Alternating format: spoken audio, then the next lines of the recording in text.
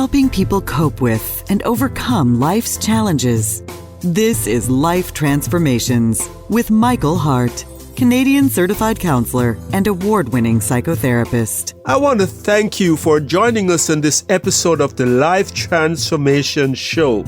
Today's show is part 2 of how to turn your shyness into confidence.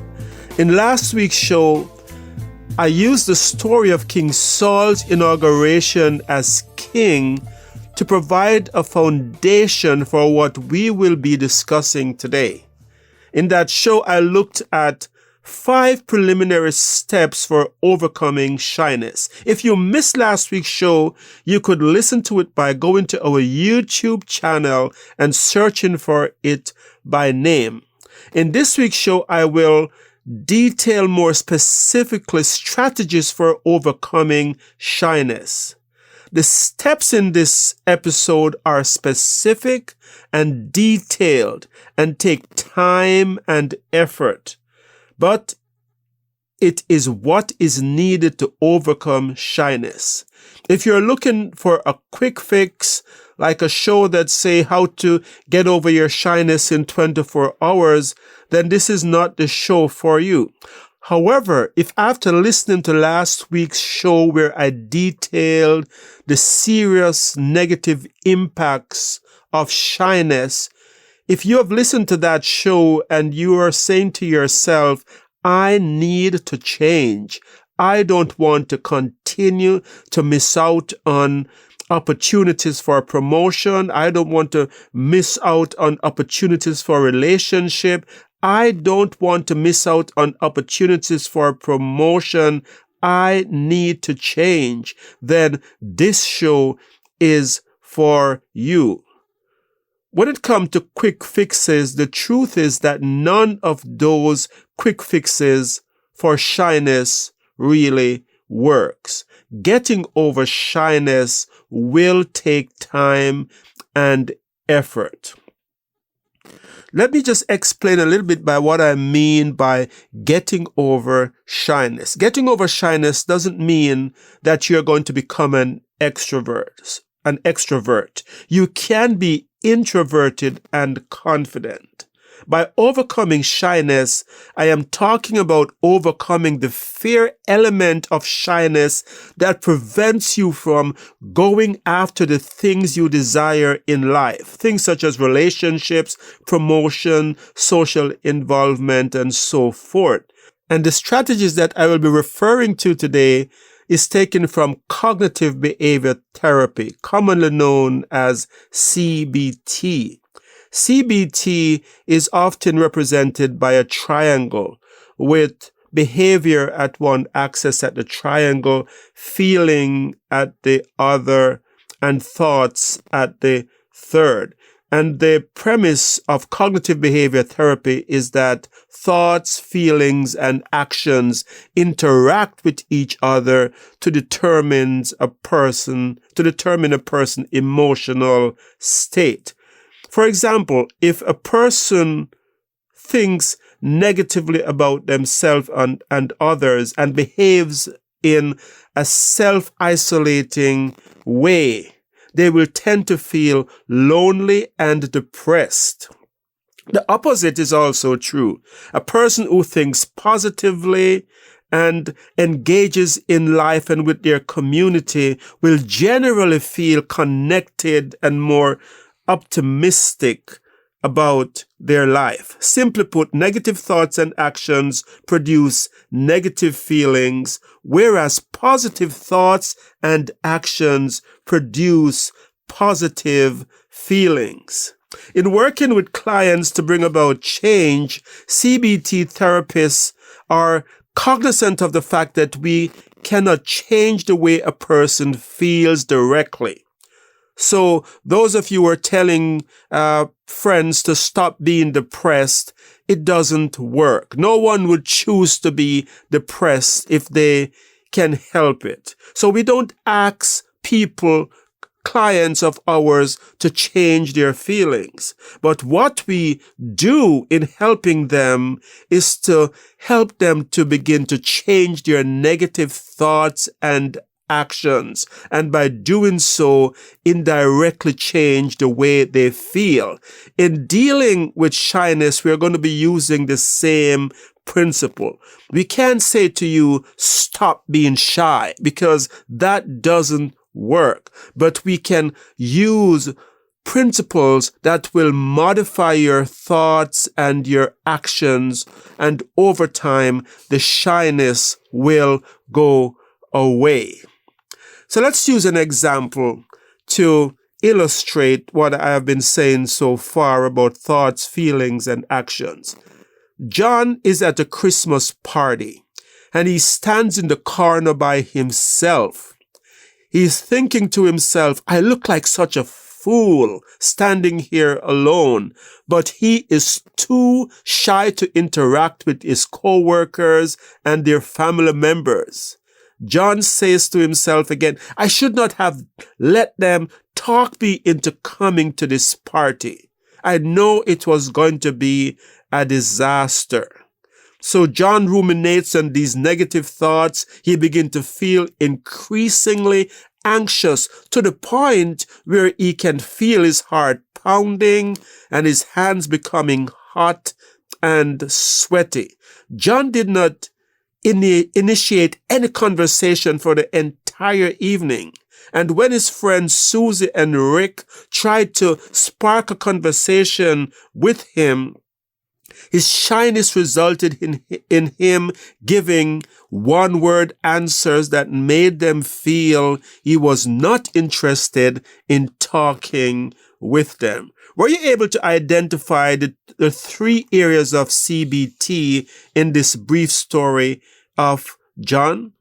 One, his thoughts. His thoughts were negative. He's saying to himself, I look like such a fool standing here. I should not have come. I know it was going to be a disaster. Those are negative thinking. His behavior was also negative. He's standing by himself. He's isolated. He's repeating to others in one-word answers. And these actions do not generate conversations or positive interactions with others. And his feelings as a result turned out to be negative as well.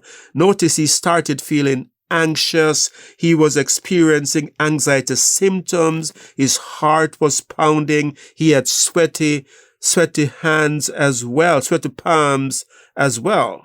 So in helping John, the approach would not be to tell him that there is no reason for him to be anxious at a gathering of co-workers and friends. On the other hand, the approach would be to devise CBT strategies that would help him to change his thoughts and his actions in a way that would cause him to become more confident over time. In this part 2 of the series, we will be looking at strategies to turn your shyness into confidence. So the first step in overcoming your shyness is to explore the roots of your shyness. Your shyness has a root cause. It's not hereditary. You weren't born that way.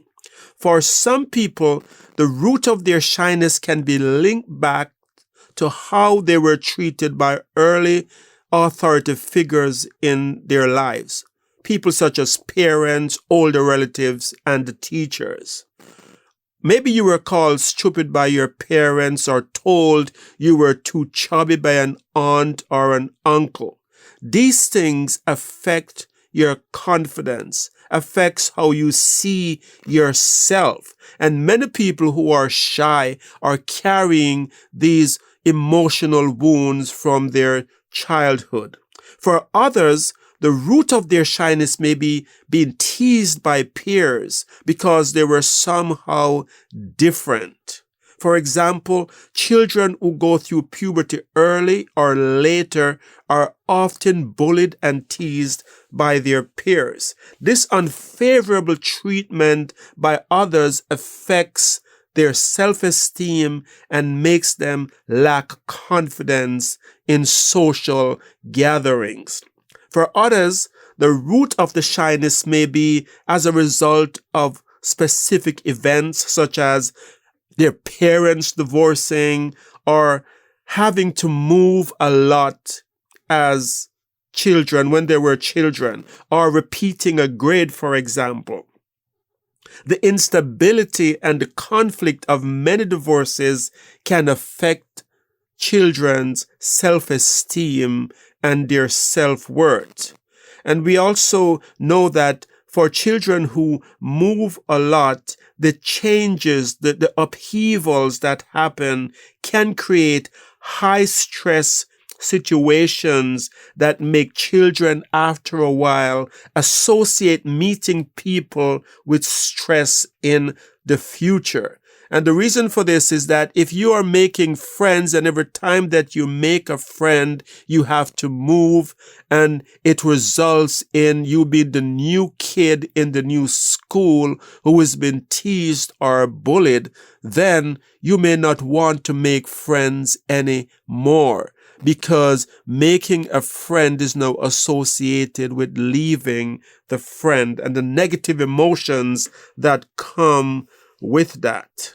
And so now that you have identified, or I should say, after you have identified the root of your shyness, the principle or the way to heal that is to go back to rescue and heal that younger part of yourself. Now, this may seem very complicated, but it's actually very simple, and it's something that we do a lot in our healing retreats. So this can be done in two ways.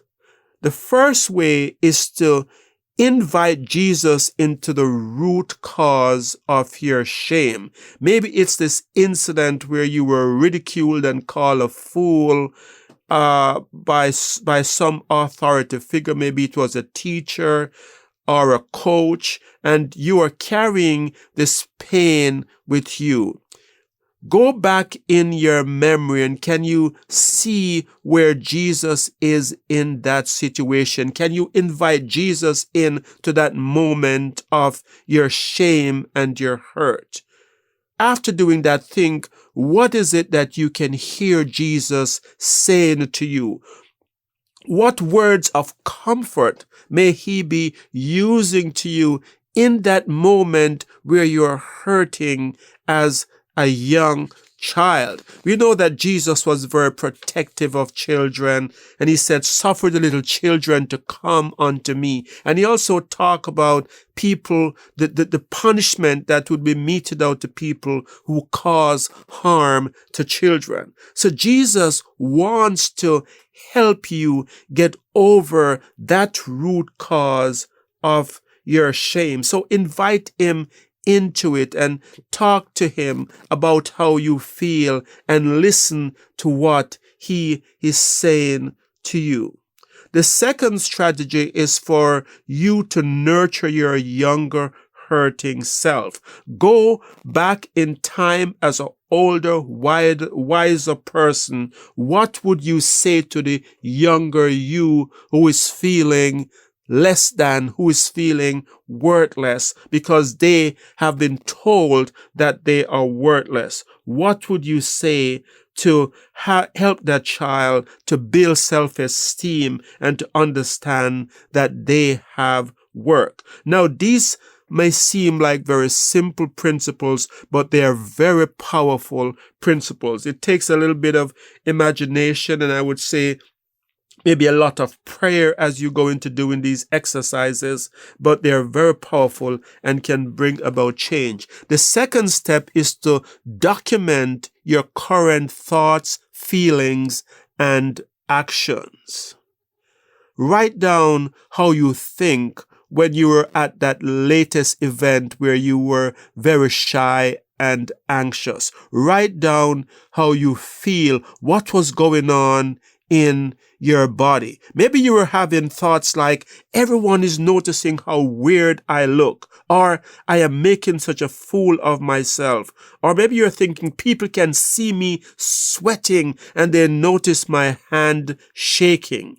Eventually, you will be using CBT tools to challenge these thoughts to see if they are rational or not. And I'll talk about those tools in a little while. But let me share research that was done by Kimberly McEwen of the University of Calgary. What she showed in her research of studying people who are shy is that shy people tend to exaggerate how they are seen by others. In other words, they tend to have a false perception of how others see them while they're in an environment where they're shy.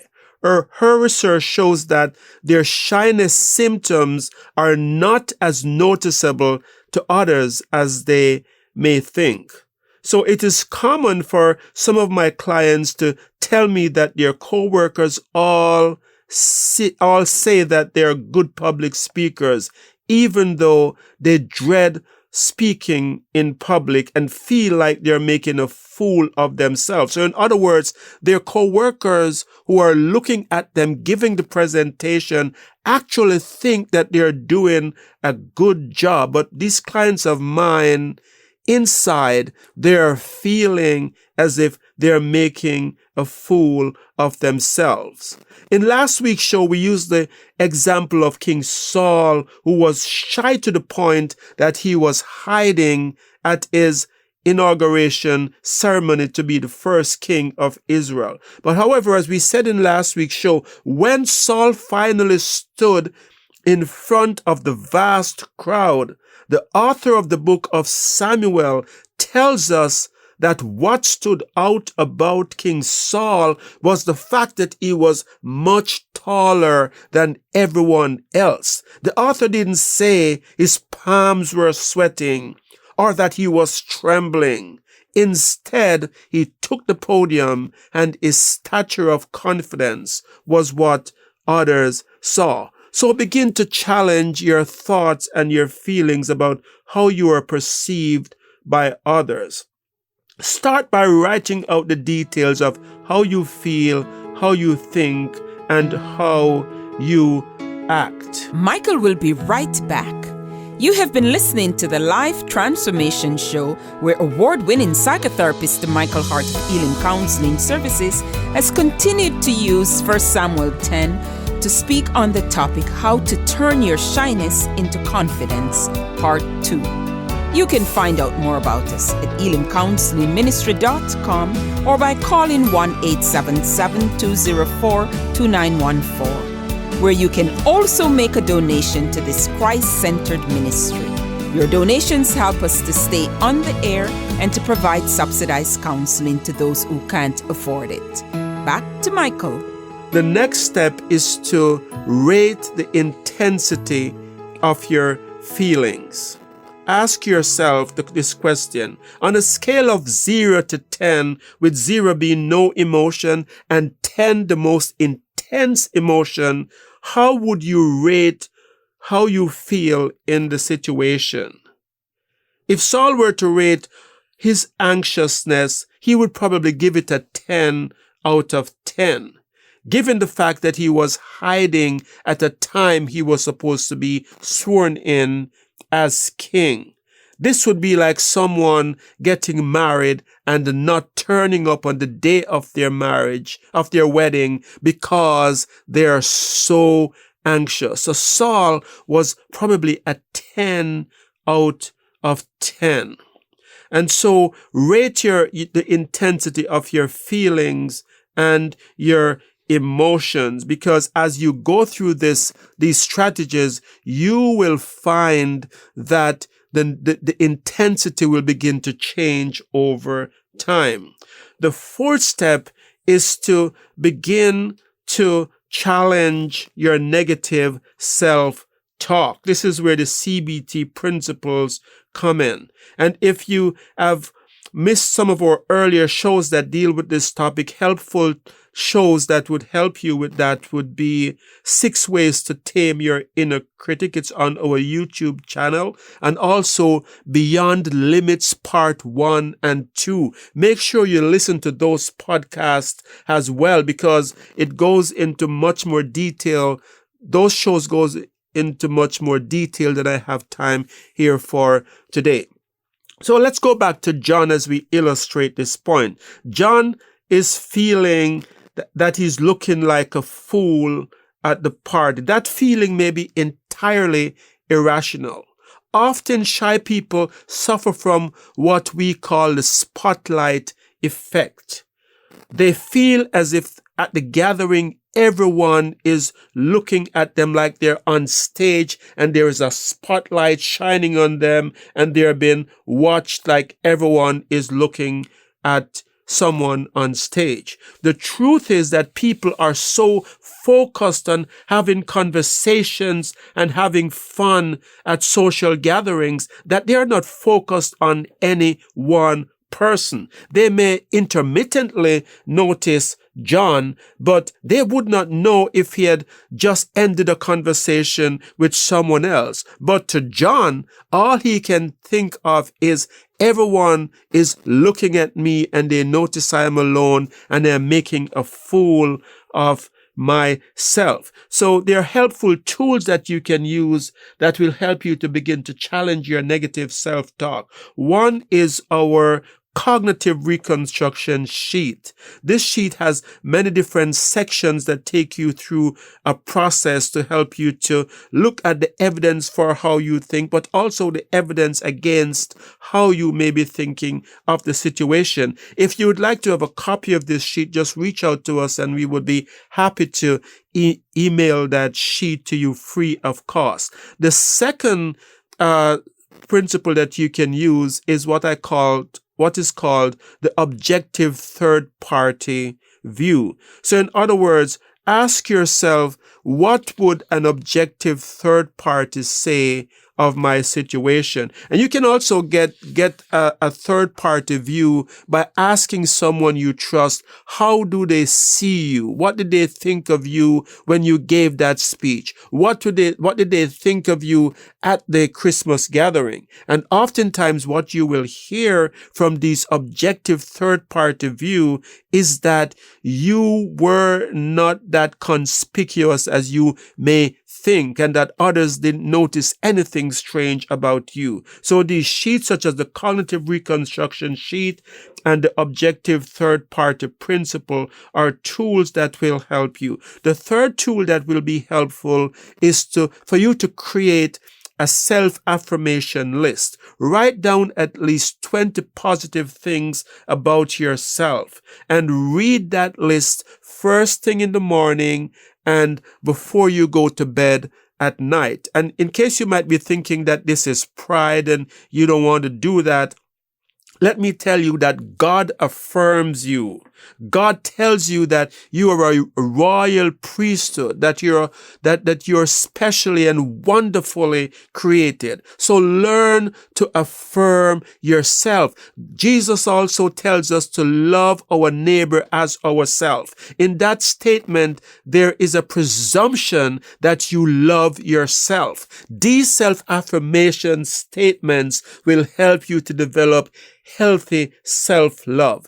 The fifth point is for you to divide your goals into manageable segments. So, for example, if Saul wanted to speak at his inauguration ceremony, he may break down his goals like this. He can start by saying, I'm going to speak at the ceremony. What he could do is to rehearse a speech in front of a mirror to start with. So he could spend the first week just rehearsing his speech in front of a mirror. The second week, he takes it a step further, where he presents his speech in front of a family member. And he does that several times that second week until he's comfortable. Then he goes to the third step, which is a little bit more difficult, to present the speech in front of a small group of family members and friends. Notice that each step is a little bit more difficult. Then the fourth week, Saul could prepare, say, a speech in front of a larger group of family members and friends. And the fifth week, he could now deliver his inauguration speech without feeling nervous and overwhelmed. So break down your goals into manageable steps. think about something you can do and start with that and make it progressively difficult. And if you want me to say more, to hear more about that, if it's not very clear because I'm limited for time here, you could give us a call and I'll be happy to instruct you further with that. And the sixth and final principle is for you to practice relaxation and visualization. These two principles are very important in overcoming shyness. So by practicing relaxation, you can do things like progressive relaxation exercises. If you would like to see more about that kind of exercise, you can look at the example that we have on our YouTube channel, where it will take you through how to go through a progressive relaxation exercise. Once you have become relaxed and you become good at bringing yourself into a state of relaxation, the next thing to do is to begin to visualize taking the steps necessary to overcome your situation that makes you shy and anxious. And so what this is doing to your brain is that it's now reprogramming your brain to think of the situation when you are relaxed and calm, to associate the situation with being relaxed and calm instead of associating with being stressed and anxious. And as I said before, it's not a quick fix. It takes practice. But as you practice relaxation followed by visualizing the thing that you fear, you will find that you will get better at it. An experiment was done where people with no prior gymnastic experience visualized doing a simple gymnastic procedure for 6 days. And what they found is that the people who could vividly practice them, seeing themselves on the beam and doing this simple exercise, that these people, when they were actually put on the beam to do the actual gymnastic exercise, did much better than people who could not visualize themselves doing it. And so there you have it. I've given you 6 very practical steps with many steps in between that you can use to help you overcome your shyness. If you use these principles, it will work, but it takes time. You may also need a professional to walk with you and to keep you accountable. If that's the case, then reach out to us. We'll be happy to help you in your journey to overcome your shyness. We're quickly out of time today, so I want to thank you for joining us in this episode of the Life Transformation Show, and remind you that we are on the air every Monday morning at 9:30. If you're listening to this show via our YouTube channel, remember to subscribe so you can be notified of our weekly shows. If you're listening on air and have missed parts of this show, you can listen to the entire podcast by going to our YouTube channel. Elim is spelled E-L-I-M, counseling with 2 L's, ministry.com, and our website is elimcounselingministry.com. If you would like counseling for any mental health or couple-related issue, just reach out to us and we'll be happy to help. So until next time, it's your host, Michael Hart of Elim Counseling Services, praying that God would bless you in all your relationships and keep you sound in mind and pure in heart.